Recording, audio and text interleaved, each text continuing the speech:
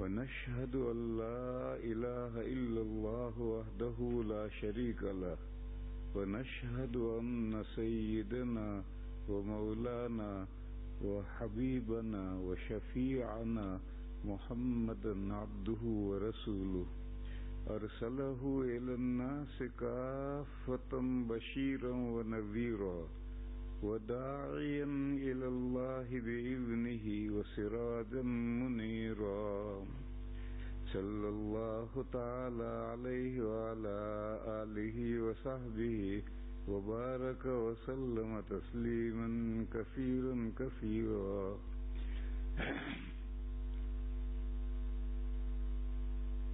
بزرگوں اور بھائیوں،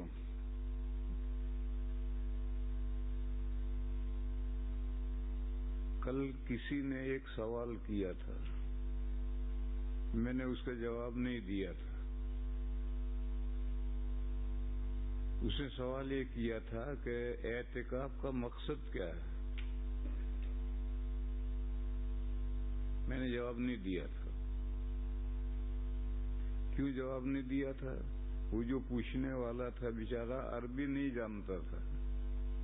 تو لفظ اعتکاف کے میننگ کیا ہے، جب تک وہ نہ سمجھے تو اس کو جواب کیا دیں؟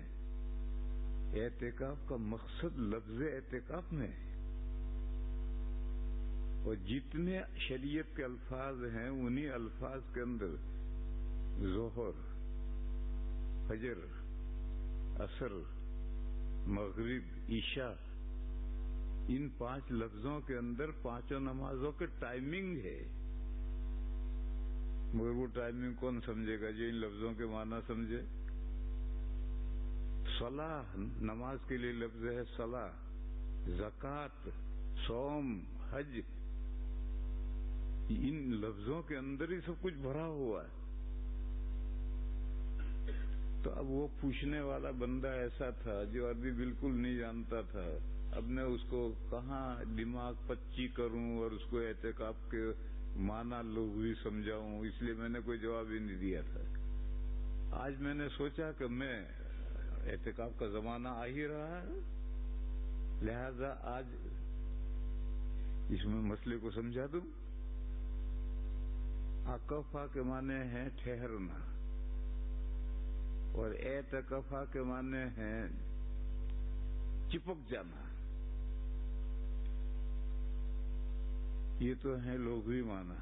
جیسے صلاح کے معنی ہیں، جس کو ہم اردو میں نماز کہتے ہیں، یہ نماز فارسی سے لفظ آیا ہے، اور فارسی میں نماز سنسکرت سے گیا ہے. سنسکرت میں کہتے ہیں نمنا. اس نمنا سے سنسکرت کا لفظ ہے نمنا، وہاں سے فارسی میں گیا، نماز بنا، پھر نماز سے اردو میں آیا. یہ عربی کا لفظ نہیں ہے. اسی طرح سے درود، درود شریف، یہ بھی عربی کا لفظ نہیں، یہ بھی فارسی کا لفظ ہے.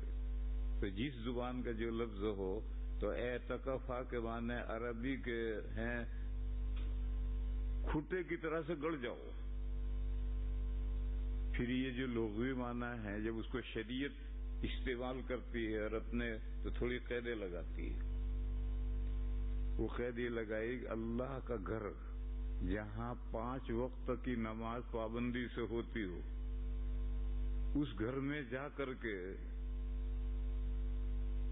پڑ جاؤ، گڑ جاؤ، کھوٹے کی طرح سے گڑ جاؤ، وہاں ڈٹ کر کے بیٹھ جاؤ. کیوں؟ اللہ کے گھر میں جا کر کیا کرو گے؟ اللہ سے رحمت مانگنے کے لیے، مغفرت مانگنے کے لیے کہ اے اللہ میں تو مغفرت لے کر جاؤں گا، رحمت لے کر جاؤں گا، میں تو بیٹھا ہوں. جیسے کبھی کبھی مانگنے والا پیچھے پڑ جاتا ہے، بابو جی دیتے جاؤ، بابو جی دیتے جاؤ، بابو جی دیتے جاؤ، پیچھے ہی نہیں چھوڑتا. یہ ہے اعتکاف.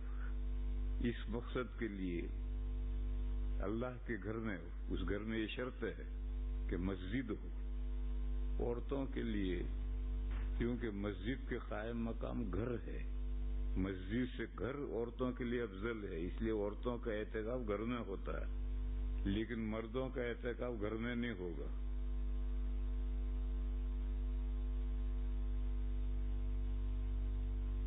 مسجد چاہیے. ٹیمپریری نماز پڑھنے کی جگہ ہے, وہاں بھی اعتکاف نہیں ہوگا.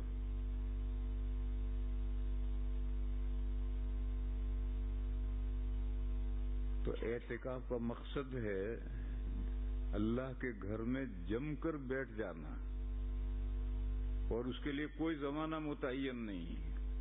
12 مہینے اعتکاف کا وقت ہے. مگر میرے بھائیوں, امت میں ساری دنیا میں یہ غلط چیز چلی ہوئی ہے. وہ رمضان کے آخری 10 دن آئے کہ دھڑا دھڑ اعتکاف کرنے والے درخواستیں دینے لگے, فارم بھرنے لگے, اور ابھی 20 دن رمضان کے گئے, کسی کو توفیق نہیں ہوئی مسجد میں اعتکاف کرنے کی. 11 مہینے گزر گئے, کسی کو توفیق نہیں ہوئی. اور جو بندے عصر کی نماز کے لیے جلدی آ جاتے ہیں, 5-7 بندے ہیں, وہ عصر کی نماز کے لیے بہت جلدی آ جاتے ہیں, اور وہ قرآن پڑھتے ہیں, دوسرا ذکر کرتے ہیں, وہ بھی اعتکاف کی نیت نہیں کرتے ہوں گے. مجھے نہیں معلوم, لیکن میں سمجھتا ہوں کہ اعتکاف کی نیت وہ بھی نہیں کرتے ہوں گے. ارے تو 2-3 گھنٹے یہاں بیٹھتا ہے, اعتکاف کی نیت کرنے, اس کا کیا ثواب کیوں ہوتا ہے؟ یہ عجیب و غریب بے حسی ہوئی گئی کہ آخری عشرہ کا اعتکاف سنت ہے. ارے آخری کا سنت نہیں ہے, پہلے کا بھی سنت ہے, دوسرے کا بھی سنت ہے. حدیث سنو. ایک رمضان میں نبی پاک صلی اللہ تعالی علیہ وسلم نے پہلی رمضان سے اعتکاف کیا, تو صحابہ بھی جن کو موقع تھا انہوں نے حضور کے ساتھ انہوں نے بھی اعتکاف کیا. 10 دن جب پورے ہوئے تو 10 تاریخ کو نبی پاک صلی اللہ علیہ وسلم نے تقریر فرمائی, اور یہ ارشاد فرمایا کہ میں نے شب قدر کی تلاش میں یہ اعتکاف کیا تھا. دیکھو, پہلے رمضان سے شب قدر تلاش کر رہے ہیں. جبرائیل نے مجھے بتلایا کہ اس عشرے میں شب قدر نہیں آئی, لہذا میں شب قدر کی تلاش میں اگلے عشرے کا اعتکاف کروں گا. جس کو موقع ہو بیٹھا رہے, جس کو ضرورت ہو چلا جائے. چنانچہ کچھ لوگ اٹھ کے چلے گئے, کچھ لوگ بیٹھے رہے, اور کچھ نئے آ گئے. دوسرے عشرے کا اعتکاف شروع ہوا.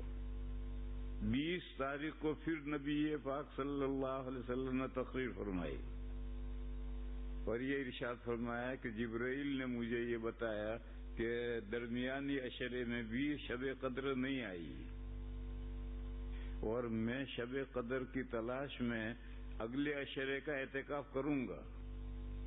جس کو موقع ہو رہے, جانا چاہے جائے. اور حضور نے یہ بھی فرمایا کہ جبرائیل نے مجھے یہ بتلایا شب قدر کی اس رمضان میں شب قدر کی نشانی مجھے یہ بتائی ہے کہ جب شب قدر گزر جائے گی تو اس کی صبح میں فجر کی نماز میں کیچڑ میں سجدہ کروں گا. یہ مجھے نشانی بتائی. اب یہ نشانی نہ تو پہلے عشرے میں آئی نہ دوسرے عشرے میں آئی, لہذا میں شب قدر کی تلاش میں اگلا کروں گا. کچھ لوگ چلے گئے جن کو ضرورت تھی, کچھ نئے آ گئے. 21ویں رات میں بارش ہوئی, اور مسجد نبوی چھپر تھا, اور بتی حضور کے زمانے میں نہیں جلتی تھی. حضرت عمر کے زمانے میں تمیم داری نے مسجد نبوی میں پہلی مرتبہ چراغ جلایا. اس سے پہلے چراغ نہیں جلایا تھا. عرب میں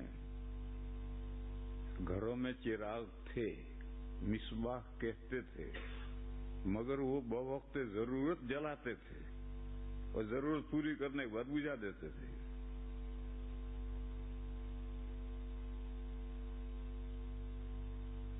تو مسجد نبوی میں کوئی ضرورت ہے ہی نہیں. گھر میں تو ضرورت پڑتی ہے, مسجد نبوی میں کیا ضرورت ہے؟ اور جب روشنی کم ہوتی تو آنکھیں تیز ہوتی ہیں, اور جب روشنی زیادہ ہو جاتی ہے تو آنکھیں کمزور ہو جاتی ہیں. اسی طریقے سے جب آواز ہلکی ہوتی ہے تو کان تیز ہو جاتے ہیں, اور لاؤڈ اسپیکر آواز کو لاؤڈ کر دیتا ہے تو کان بہرے ہو جاتے ہیں.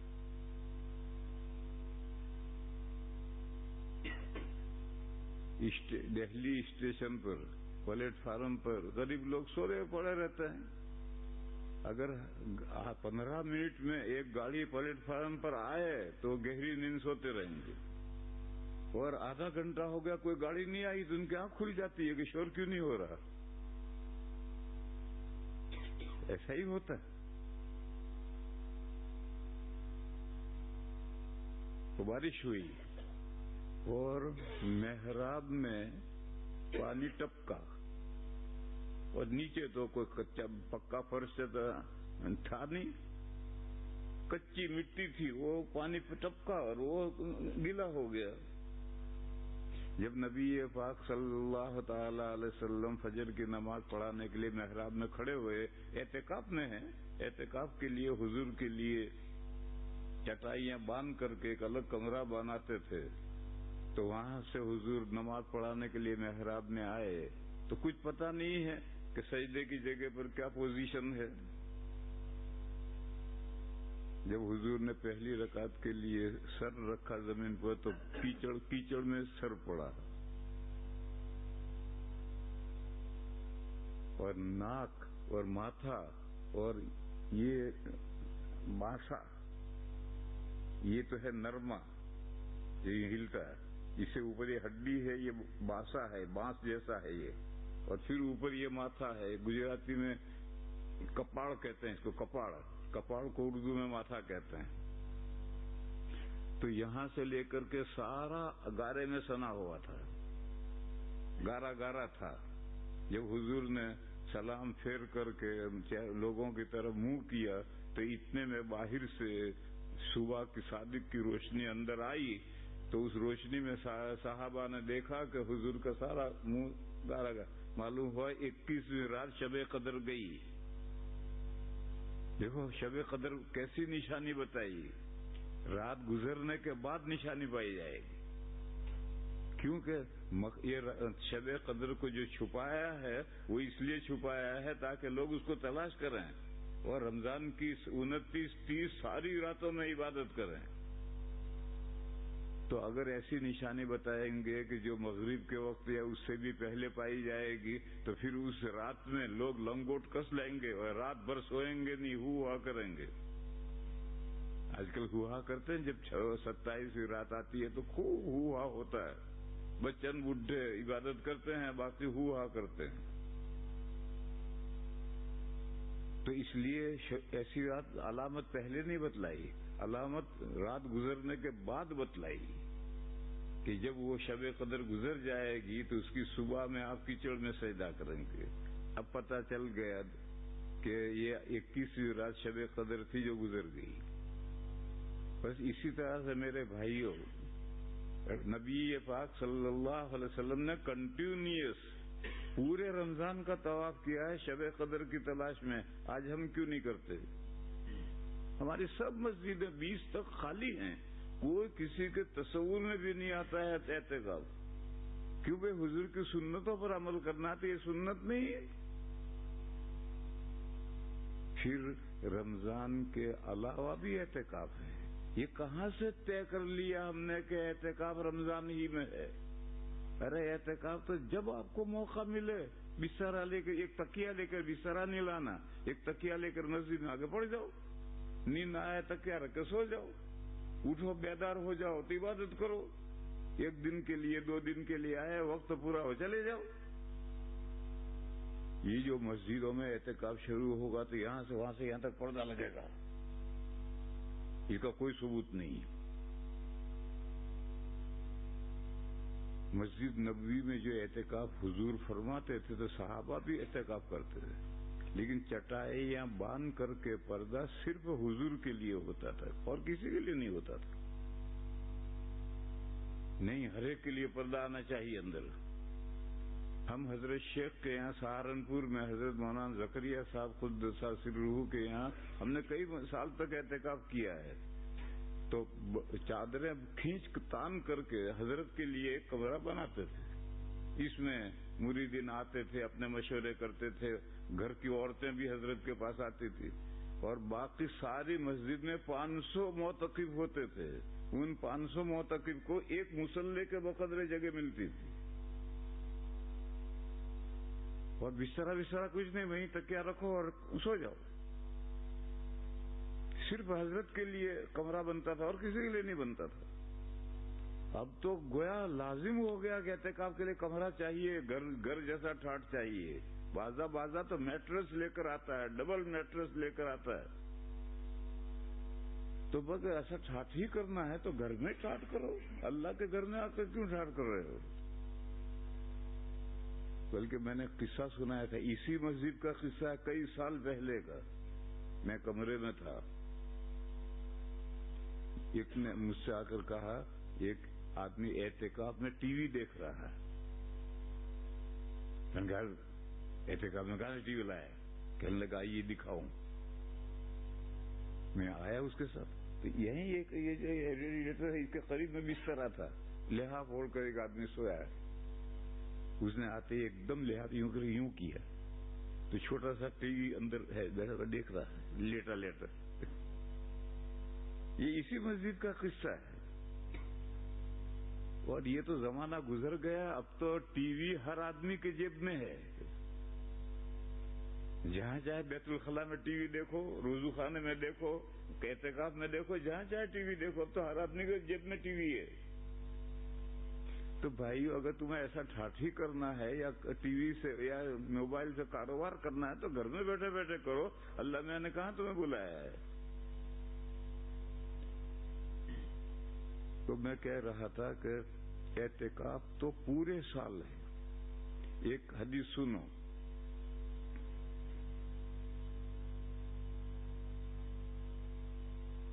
نبی پاک صلی اللہ علیہ وسلم جب آخری عشرے میں اعتکاف کرتے تھے تو 21ویں رات مسجد میں بغیر کمرے کے سو جاتے تھے.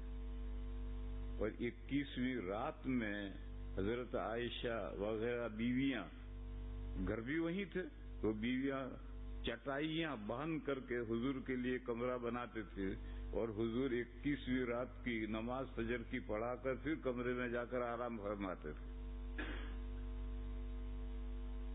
ایک رمضان میں حضور نے اعتکاف کا ارادہ کیا تو حضرت عائشہ نے اجازت چاہی کہ یا رسول اللہ، اگر آپ اجازت دیں تو میں بھی اعتکاف کروں. تو حضور نے فرمایا کر لو. اب حضور کا جو حصہ ہے وہ تو مردوں کا حصہ ہے، پیچھے عورتوں کا حصہ تھا، تو وہ اعتکاف اپنے عورتوں کے حصے میں کریں گے. اس زمانے میں عورتیں مسجد میں آتی تھی اور جو عورتوں کا مخصوص حصہ تھا اس مخصوص حصے میں وہ اعتکاف بھی کریں گے. امریکہ میں مسجدوں میں عورتیں آتی ہیں اور جو عورتوں کا حصہ ہوتا ہے اس میں بعض عورتیں اعتکاف بھی کرتی ہیں. تو حضرت عائشہ نے اپنے لیے وہاں کمرہ بنایا، چٹائیاں کا خیمہ بنایا. تو حضرت عائشہ کی پارٹی کی تھی حضرت حفصہ حضرت عمر کی صاحبزادی. انہوں نے حضرت عائشہ سے حضور سے اجازت نہیں لی، حضرت عائشہ سے اجازت لی کہ اگر تم اجازت دو تو میں بھی اعتکاف کروں. بیٹھ جائے. تو انہوں نے بھی اپنا کمرہ بنایا. تو ان کے مقابل تھی حضرت زینب بنت جحش. وہ حضرت عائشہ کے ساتھ کمپٹیشن تھا ان کا عورتوں میں. بخاری کی روایت میں ہے کہ کان نساء النبی صلی اللہ علیہ وسلم حزبین، 2 پارٹیاں تھیں. تو ایک پارٹی کی بڑی تھی حضرت عائشہ اور دوسری پارٹی کی بڑی تھی حضرت زینب بنت جحش. اب وہ حضرت عائشہ سے تو اجازت لے نہیں سکتی، وہ دوسری پارٹی کی ہے، مقابل پارٹی کی ہیں. تو انہوں نے بغیر کسی کو پوچھے انہوں نے بھی اپنا خیمہ لگا دیے، اپنا کمرہ بنا دیے. جب نبی پاک صلی اللہ علیہ وسلم فجر کی نماز پڑھ کر کے اپنے کمرے کی طرف لوٹے تو تو دیکھا کہ عورتوں کے حصے میں 3 خیمے لگے ہوئے ہیں، 3 کمرے بنے ہوئے ہیں. تو حضور نے پوچھا کہ یہ کیا معاملہ ہے؟ حضور نے تو حضرت عائشہ کو ایک کو اجازت دی تھی، یہ 3 کہاں سے آ گئے؟ تو انہوں نے بتایا کہ حضرت حفصہ نے حضرت عائشہ سے اجازت لے لی اور حضرت زینب نے بغیر اجازت لے کے. تو حضور نے فرمایا آل برت ترون، یہ بخاری شریف کے الفاظ ہے، آل برت ترون. کیا یہ نیکی کا جذبہ ہے؟ اعتکاف میں بھی کمپٹیشن چل رہا ہے، تو یہ نیکی کا جذبہ ہے، آل برت ترون. تو میرے بھائیو، آج کل ہمارے سارے اعتکاف ہی اسی طرح کے ہو گئے ہیں، کمپٹیشن کے جذبے سے ہو رہے ہیں. پھر حضور نے فرمایا میرا کمرہ بھی اکھاڑو، اور حضور اعتکاف سے نکل گئے. یہ رمضان کا آخری اشارہ ہے، اعتکاف شروع کر کے اعتکاف سے نکل گئے. تو اب ظاہر ہے کہ حضور نکل گئے تو تینوں بیویوں کو اپنے کمرے اکھاڑ کر کے نکل جانا پڑا. پھر نبی پاک صلی اللہ علیہ وسلم نے شوال میں 20 دن کا اعتکاف کیا. وہ 10 دن والا اعتکاف توڑا تو اس کی جگہ پر 20 دن کا اعتکاف شوال میں کیا. مسئلہ سمجھو، اگر آپ رمضان میں اعتکاف میں بیٹھے ہیں آخری عشرے میں، تو ہر 24 گھنٹے کا اعتکاف الگ ہے. جیسے آپ 4 رکعت کی نفلوں کی نیت باندھیں، 6 کی نیت باندھیں، 8 کی نیت باندھیں، تو ہر 2 رکعت الگ الگ نہ باندھیں. آپ کسی بھی قاعدے پر سلام پھر دیں گے تو بات پوری ہو گئی، ادھر جو باقی رہ گئی وہ رہ گئی. یہ مسئلہ بھی اس میں سمجھ لو. امام اعظم رحمت اللہ علیہ کے یہاں 4 نفلیں دن میں بھی اور رات میں بھی، 4 نفلیں ایک سلام سے پڑھنا افضل ہے. دن میں بھی 4 نفلیں، رات میں بھی 4 نفلیں ایک سلام سے امام اعظم کے نزدیک افضل ہے. اور کوئی 6 پڑھنا چاہے تو پڑھ سکتا ہے، 8 پڑھنا چاہے تو پڑھ سکتا ہے. 8 سے زیادہ ایک سلام سے پڑھنا پھر یہ خلاف افضل ہے. 8 تک کوئی کراہیت نہیں. تو جیسے 4 کی نیت باندھو، 6 کی نیت باندھو، 8 کی نیت باندھو، تو 2 الگ ہیں، اور بیچ میں قاعدہ ہے، اور ہر 2 رکعت پر قاعدہ فرض ہے. اسی طرح سے سمجھو، اگر آپ آخری عشرے میں اعتکاف میں بیٹھے ہو تو 24 گھنٹے کے ٹکڑے الگ الگ ہیں. جیسے وہاں نفلوں میں 2 رکعت کے ٹکڑے الگ الگ ہیں، ایسے یہاں بھی. بس ایک آدمی، اچھا رمضان کے جو آخری عشرے کا اعتکاف ہے جس کو سنت مؤکدہ کہتے ہیں، اس کے لیے روزہ شرط ہے، روزے کے بغیر نہیں ہوگا. لہذا 24 تاریخ کو طبیعت خراب ہو گئی اور ڈاکٹر نے کہا آئندہ کل روزہ مت رکھیو، تو اعتکاف ختم ہو جائے گا. یا کوئی ایمرجنسی ضرورت پیش آئی تو ابھی آپ اعتکاف ختم کر سکتے ہیں. لیکن اگر آپ کی نیت پہلے سے ہے کہ آج مغرب کے وقت اٹھ جاؤں گا،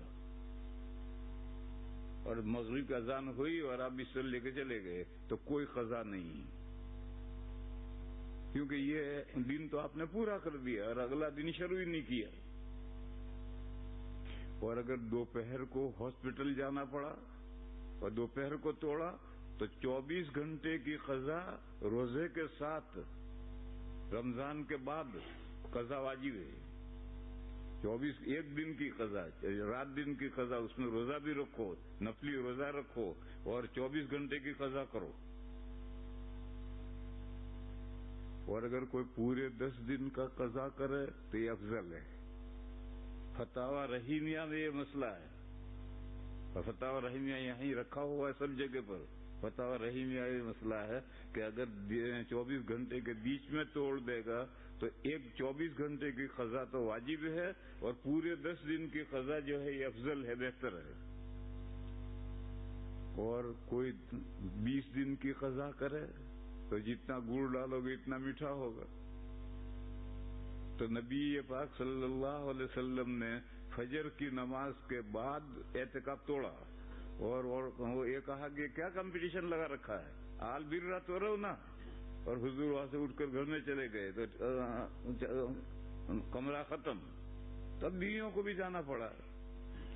تو اب نبی پاک صلی اللہ علیہ وسلم نے 1 دن کا قضا نہیں کی, 10 دن کی قضا نہیں کی, 20 دن کی قضا کی.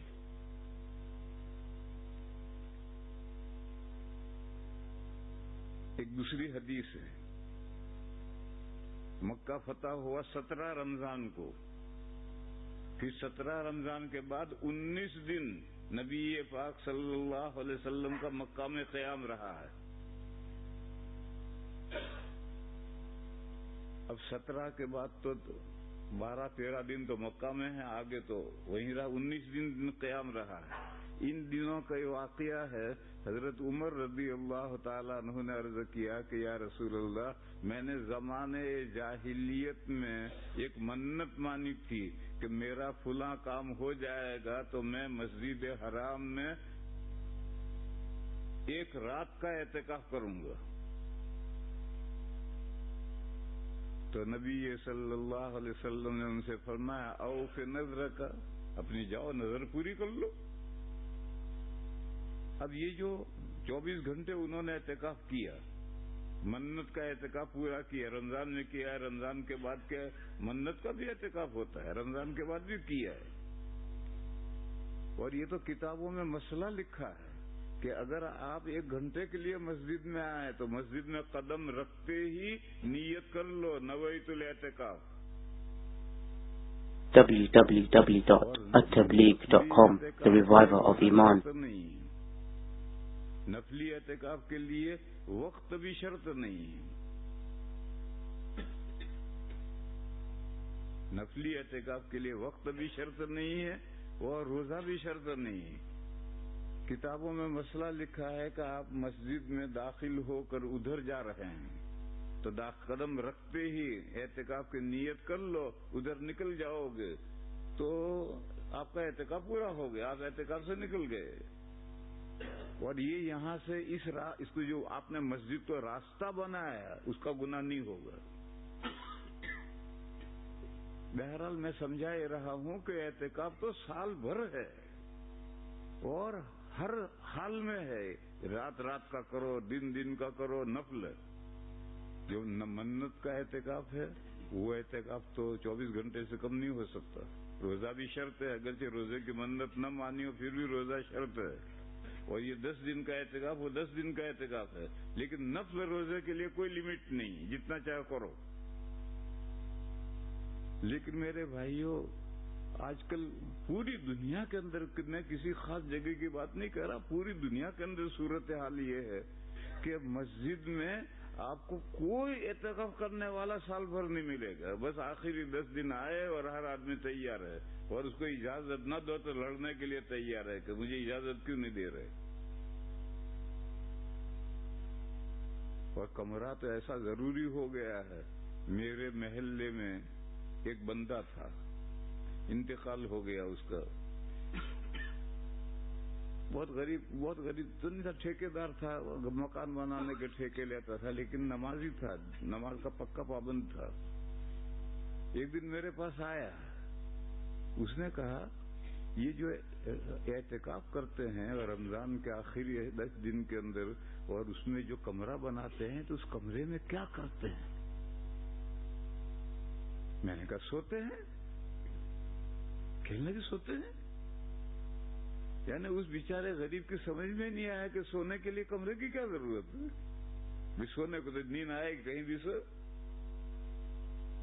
تو گجراتی میں کہتے ہیں کہ عشق نہ جانے ذات کا ذات, نیند کے اونگ نہ جانے ٹوٹی کھاٹ. ٹوٹی کھاٹ ہوگی اس پر بھی نیند آئی تو سو جائے گا آدمی. اس کے لیے کمرہ بنانے کیا ضرورت سونے کے لیے؟ نیند آئے تو کہیں بھی پڑھ کے سو جاؤ. تو کہنے سوتے ہیں. میں نے کہا سوتے ہیں. کہنے لگے میں تو پوری زندگی اس خیال میں رہا کہ پتہ نہیں اس کمرے میں کیا کرتے ہوں گے، مجھے پتہ نہیں تھا، اس لیے میں نے اعتکاف نہیں کیا آج تک۔ میں تو ہمیشہ اعتکاف کرنا چاہتا تھا، مگر مجھے کوئی کسی سے میں نے پوچھا ہی نہیں کہ اس کمرے میں کرنا کیا ہے۔ تو یہ پتہ نہیں ہے کمرے کا سلسلہ کہاں سے شروع ہو گیا، اب تو سب کے لیے کمرے چاہیے۔ میں نے کہا کہ حضرت شیخ قدس سرہ کے ہیں صرف حضرت کے لیے چادریں باندھ کر کے کمرہ ہوتا تھا، کیونکہ مریدین آتے تھے جاتے تھے مشورے کرتے تھے، اور باقی پوری مسجد میں نیچے اور اوپر 500 معتکف ہوتے تھے، اور ان کو ایک مصلی کے بقدر جگہ ملتی تھی۔ میں نے کئی اعتکاف وہاں کیے ہیں، بس اب ایسا ضروری ہو گیا کہ کمرے کے بغیر اعتکاف ہوتا ہی نہیں۔ اور یہ جو اجتماعی اعتکاف رمضان میں ہوتے ہیں، جیسے کہ لیسٹر میں مولانا دورات کے یہاں ہوتا ہے، اور ہندوستان میں جگہ جگہ ہوتا ہے، وہاں معتکفین کے لیے کوئی کمرہ نہیں بنتا، بستر کے بقدر جگہ ملتی ہے، بستر لپیٹ دو، وہاں نماز پڑھو، جب سونا ہو تو لپیل کر کے سو جاؤ۔ جو ان کا پیر صاحب ہو ان کے لیے تو کمرہ بنتا ہوگا، لیکن معتکفین کے لیے کوئی کمرہ نہیں بنتا، مگر دوسری مسجدوں کے اندر پورے تمام معتکفین کے لیے کمرہ چاہیے، پورا اس کے بغیر کام اعتکاف نہیں ہوتا۔ یہ سب وہ چیزیں جو لازم نہیں تھی وہ ہم نے اپنے سر لازم کر لی۔ پھر ایک مسئلہ اور سمجھ لو، روزے سے اعتکاف میں پابندیاں زیادہ ہیں۔ قرآن کریم میں ہے وَلَا تُبَاشِرُوهُنَّ وَأَنْتُمْ عَاكِفُونَ فِي الْمَسَاجِدِ۔ اعتکاف میں اگر بیوی آئے تو شہوت کے ساتھ بیوی کو ہاتھ نہیں لگا سکتے، ہاتھ لگاؤ گے اعتکاف ٹوٹ جائے گا۔ روزے میں نہیں ٹوٹتا، روزہ نہیں ٹوٹتا، روزے میں شہوت کے ساتھ ہاتھ لگا دے تو روزہ نہیں ٹوٹتا، لیکن اگر اعتکاف میں بیوی آئی اور اس نے شہوت کے ساتھ ہاتھ لگا دیا تو اعتکاف ختم ہو جائے گا۔ تو روزے میں تو اتنی زیادہ اعتکاف میں تو اتنی زیادہ پابندی ہے کہ بیوی کو شہوت خواہش کے ہاتھ لگانے سے بھی اعتکاف ٹوٹ جاتا ہے۔ قرآن میں ہے وَلَا تُبَاشِرُوهُنَّ وَأَنْتُمْ عَاكِفُونَ فِي الْمَسَاجِدِ۔ اب ہمارا زمانہ یہ آیا کہ اعتکاف اس میں ہمارے یہاں کوئی پابندی نہیں ہے، جتنی چاہے باتیں کرو، جتنا چاہے کھانا کھاؤ، جتنا چاہے گپ کرو، جتنا چاہے موبائل سے کانٹیکٹ کرو، جتنا چاہے کاروبار کرو، اور ٹی وی بھی چپکے سے لے کر آؤ، بلکہ ٹی وی تو موبائل میں ہے۔ میرے بھائیو ایسے اعتکاف سے کوئی فائدہ نہیں۔ وہ سوال کیا تھا اس نے کہ اعتکاف کا مقصد کیا ہے، تو میں اس کو جواب نہیں دیا تھا۔ میں نے کہا اعتکاف کا مقصد ہے اللہ کے گھر میں جا کر گھٹنے ٹیک کر پڑ جاؤ کہ یا اللہ آپ کی رحمت لے کر ہی لوٹوں گا، مغفرت لے کر ہی لوٹوں گا۔ اس طرح سے اگر آپ جذبے کے ساتھ آتے ہیں اعتکاف میں تو با مقصد اعتکاف ہے، ورنہ پھر ایک رسم ہے، رہ گئی رسم اذان روح بلالی نہ رہی۔ اذانیں تو آج بھی ہو رہی ہیں، لیکن حضرت بلال جس طریقے سے اذان دیتے تھے وہ اذان کہاں رہی، رہ گئی رسم اذان روح بلال۔ حضور کے وفات کے بعد حضرت بلال نے اذان دینا بند کر دیا تھا۔ حضرت ابو بکر نے کہا بھی، مگر انہوں نے کہا میں اذان نہیں دیتا۔ پھر جہاد میں شام چلے گئے، ایک مرتبہ مدینہ آئے تو حضرت حسن حسین ان دو صاحبزادوں نے، بڑے بڑے ہو گئے تھے، 10-12 سال کے ہو گئے تھے، ان دونوں نے درخواست کی حضرت بلال سے کہ ایک مرتبہ اذان دیجیے۔ تو اب صاحبزادوں کی درخواست کیسے انکار کریں؟ تو حضرت بلال نے ایک اذان دی ہے مدینہ میں، تو روایتوں میں ہے کہ سارے مدینہ کی عورتیں گھروں سے باہر نکل آئی کہ کیا حضور زندہ ہو گئے، اور اتنے رونے والے تھے کہ مدینہ میں اتنے رونے والے کبھی نہیں دیکھے گئے۔ تو رہ گئی رسم اذان روح بلالی نہ رہی، وہ حضرت بلال کی اذان تھی۔ تو اسی طرح سے میرے بھائیو جس کو سنت کہتے ہو وہ اعتکاف ہے، مگر رسم چل رہی ہے، جو جذبہ ہے جو مقصد ہے وہ مقصد نہیں ہے۔ تو اس وقت کل کا سوال کا ایک مولوی نے پوچھا تھا، وہ الیاس بھائی میرے والجی ہیں، انہوں نے پوچھا تھا کہ اعتکاف کا مقصد کیا ہے، تو میں نے آج بتلایا کہ اعتکاف کا مقصد ہے کہ کھوٹا گاڑ کر پڑ جاؤ، آ کر کے گھٹنے ٹیک کر پڑ جاؤ کہ میں تو یہ لے کر ہی جاؤں گا، اس کے بغیر نہیں جاؤں گا، اور مسلسل رہو، اور کھانا کم سے کم کھاؤ، کم سے کم سو، اور باتیں تو بالکل نہ کرو، تو اعتکاف کا مقصد حاصل ہوگا۔ اور اگر پیٹ بھر کے کھانا کھایا اور رات بھر باتیں کرتے رہے تو میرے بھائیو پھر وہ رسم ادا رہے گی، اعتکاف کی رسم رہے گی، حقیقت نہیں حاصل ہوگی۔ وآخر دعوانا ان الحمدللہ۔